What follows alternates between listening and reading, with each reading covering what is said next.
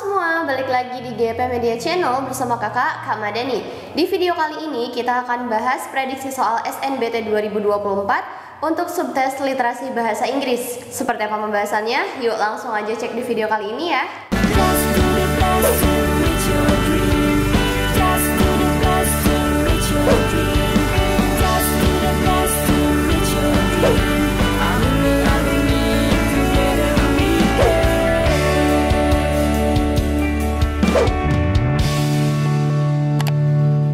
Kapan lagi kamu bisa ikutan tryout UTBK gratis di GP Media kalau bukan sekarang? Ikuti syaratnya dan kirim bukti screenshot di gpmedia.id ya, jangan sampai ketinggalan. Buat kalian yang lagi cari tryout SNBT dan ujian mandiri untuk masuk PTN, kita punya solusinya.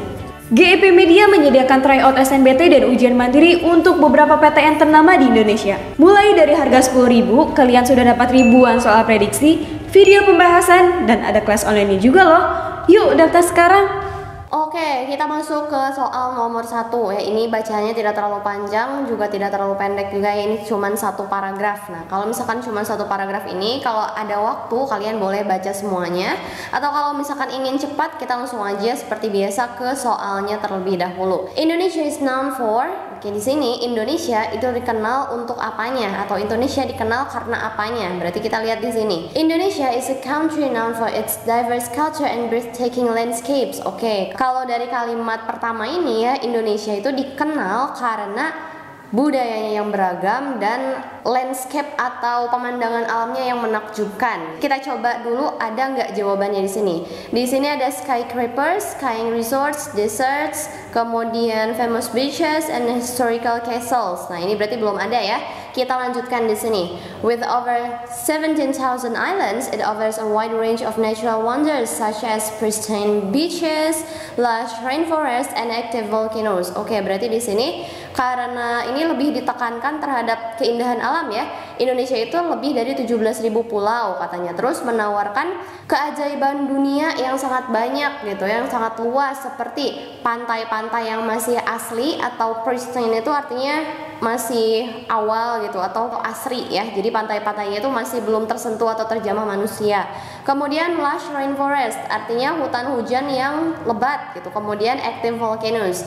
Active volcanoes itu artinya gunung berapi yang aktif. Nah, itu adalah keajaiban alamnya. Kemudian di sini tentang culture-nya juga ya. Culture-nya juga atau budayanya itu terbukti dari traditional dances atau tari-tarian tradisional, kemudian seni gitu, kemudian ada delicious cuisine artinya masakan yang lezat.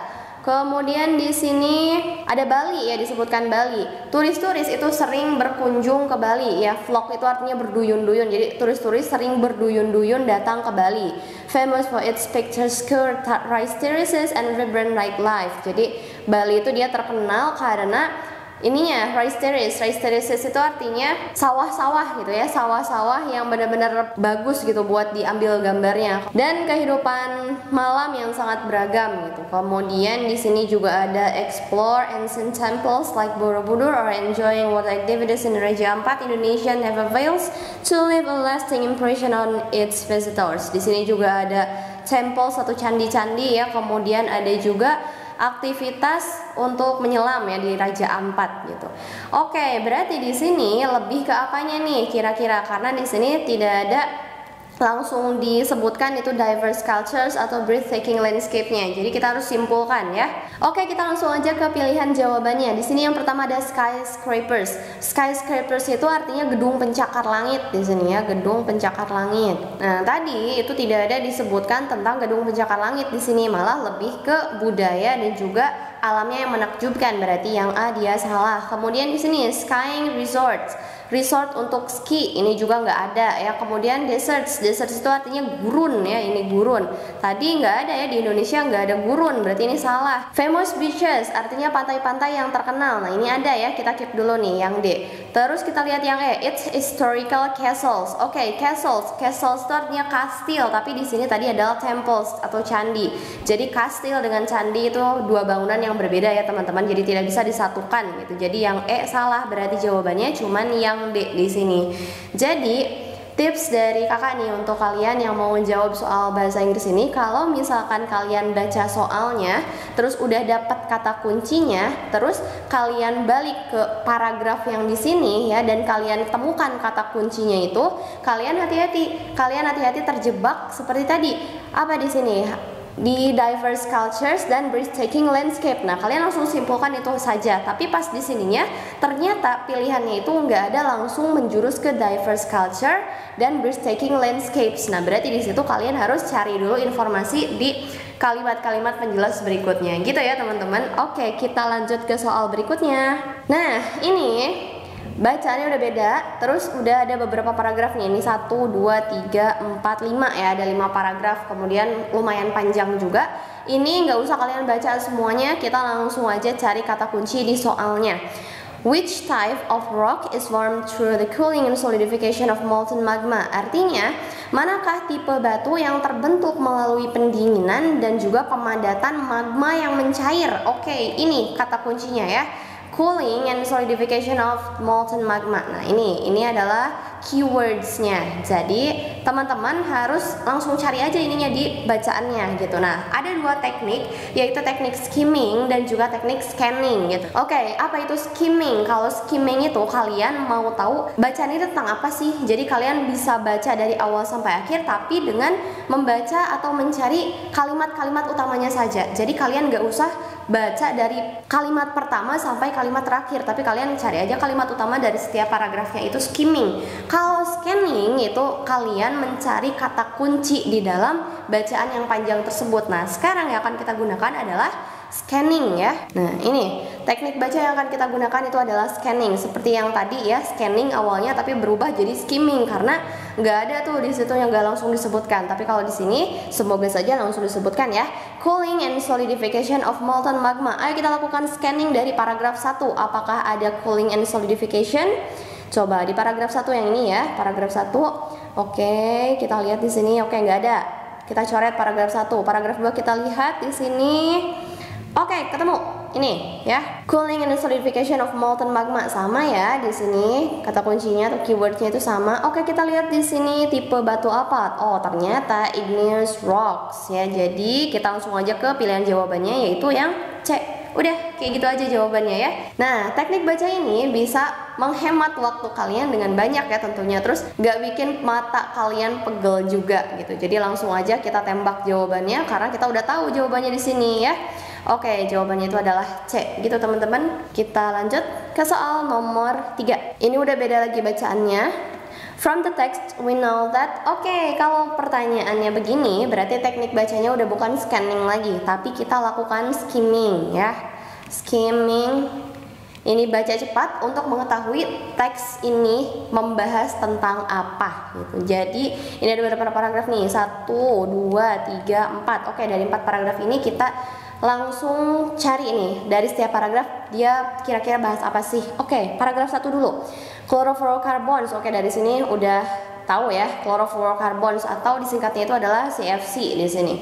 Itu digunakan, digunakan untuk apa nih? Are used in a variety of application because of their low toxicity, reactivity, and flammability.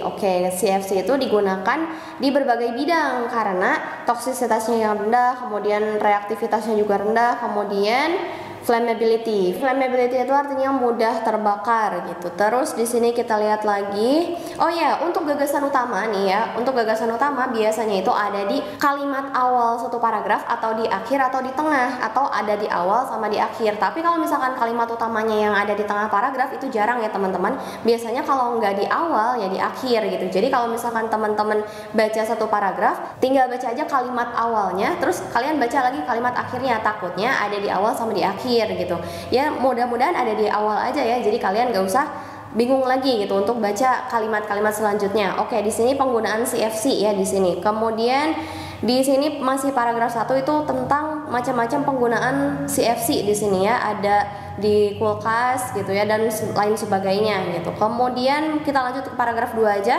Gak usah lama-lama di paragraf 1. According to scientific communities, the hole in the ozone layer has begun to recover as a result of CFC bands. Oke, ternyata penggunaan CFC yang besar-besaran tadi itu telah menyebabkan lapisan ozonnya bolong gitu. Terus di sini karena ada CFC bans, artinya pelarangan penggunaan CFC atau pembatasan penggunaan CFC, si lubang tadi itu has begun to recover, artinya mulai untuk pulih kembali gitu. Kemudian di sini apalagi nih? Oh, ini cuma ada dua kalimat ternyata ya. India is one of the few countries that are pioneers in the use of non-ozone depleting technologies. Jadi di sini India itu adalah salah satu dari banyak negara yang menjadi pionir atau perintis ya dari penggunaan teknologi yang tidak merusak lapisan ozon gitu. Itu paragraf 2. Langsung ke paragraf 3. CFC are a group of odorless manufactured chemicals. Oke, ini berarti tentang CFC ya. CFC itu apa sih gitu. Jadi ini deskripsinya. Kemudian apalagi nih? Oke, ini tentang dampaknya ya. Nah, di sini dampak apa nih? Oh, ternyata dampak menurunnya lapisan ozon gitu. Itu memiliki dampak negatif terhadap kelangsungan hidup gitu ya di dalam dunia itu sendiri atau di dalam bumi atau di bumi gitu. Karena apa? Ada radiasi yang tinggi gitu. Kemudian it will even cause skin cancer in humans. Itu bahkan dapat menyebabkan kanker kulit pada manusia gitu. Jadi radiasi itu karena adanya lubang di lapisan ozon. Oke, sekarang paragraf terakhir nih. How can we reduce chlorofluorocarbons? Oke, berarti di sini paragraf 4 bisa langsung kita simpulkan cara untuk mengurangi CFC gitu. Nah, di sini baru dijelaskan ya. We can start by buying air conditioner and refrigeration equipment that doesn't use CFCs as a refrigerant. Jadi, kita itu bisa membeli AC ataupun kulkas yang tidak memakai CFC gitu dan lain sebagainya. Oke, itu gambaran dari paragraf 1 sampai paragraf terakhir ya dalam bacaan ini. Jadi, kita langsung aja ke pilihan jawabannya. Apa yang bisa kita simpulkan atau apa yang bisa kita ketahui dari bacaan tersebut? Yang A dulu, CFCs are not harmful to the environment and have many positive impacts on life. Ini jelas salah. Kenapa salah? Ini tadi dijelaskan di paragraf yang ini ya. Di paragraf yang ini karena CFC itu dia bisa menimbulkan bolong atau lubang di lapisan ozon, terus nanti bakalan radiasi juga ya di sini. Makanya CFC itu dia berbahaya untuk lingkungan otomatis. Jadi yang A dia salah. Kemudian yang B, only India is currently focused on reducing the use of CFC. Nah, ini juga salah. Kenapa? Karena bukan hanya India ya, teman-teman. Kita lihat di sini di paragraf kedua ya, di sini nih, di paragraf kedua. India itu menjadi salah satu negara gitu. Jadi bukan hanya India, sebenarnya banyak negara lain gitu. Jadi yang B salah. Kemudian yang C, the use of CFC should be reduced in daily life. Nah, ini yang betul ya. Kenapa? Karena penggunaan CFC itu seharusnya dikurangi dalam kehidupan sehari-hari gitu. Ini tergambarkan pada paragraf keempat atau paragraf yang terakhir ya. Jadi jawabannya itu adalah yang C. Kita buktikan yang D dan yang E dia salah ya. Agriculture yields can increase due to the use of CFCs. Nah, ini salah. Ini lahan pertanian itu bisa meningkat karena peningkatan penggunaan CFC. Nah, ini jelas salah. Padahal penggunaan CFC itu kan dia menyebabkan lapisan ozonnya bolong. Terus itu juga bisa menyebabkan ini destroy agricultural productivity. Jadi produktivitas pertanian itu menurun gitu. Terus yang E, the use of CFC should be implemented daily. Ini jelas salah ya. Penggunaan CFC itu harus digunakan dalam kehidupan sehari-hari. Jelas itu salah. Nanti lapisan ozon kita malah bisa bolong-bolong ya gitu. Jadi jawaban yang paling tepat itu adalah yang C. Lanjut ke soal berikutnya. Ini udah beda lagi bacaannya ya. Tenang aja teman-teman, kita cari dulu kata kuncinya ya. Which region of Antarctica has experienced a visible decline in ice shelves and glaciers? Oke, ini kata kuncinya ya.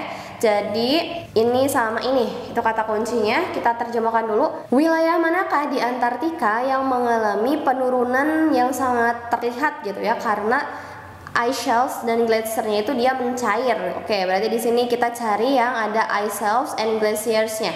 Oke, kita lakukan skimming atau scanning nih menurut teman-teman. Ayo, setelah tadi kita bahas skimming atau scanning untuk mencari keywords ya, untuk mencari keywords. Ini keywordsnya. Ini kita lakukan scanning ya. Oke, kita cari langsung ice shelves and glaciers. Oke, di paragraf 1 apakah ada? Oke, tidak ada. Oke, ini tidak ada. Kita bisa langsung coret. Kita ke paragraf 2. Ini nggak ada. Oke, ketemu. Ini ya. Ice shelves and glaciers. Di mana nih kita lihat Antarctic Peninsula in particular has witnessed a visible decline in ice shelves and glaciers over the past few decades. Oke, jadi di sini wilayah semenanjung Antartika, peninsula itu artinya semenanjung ya teman-teman.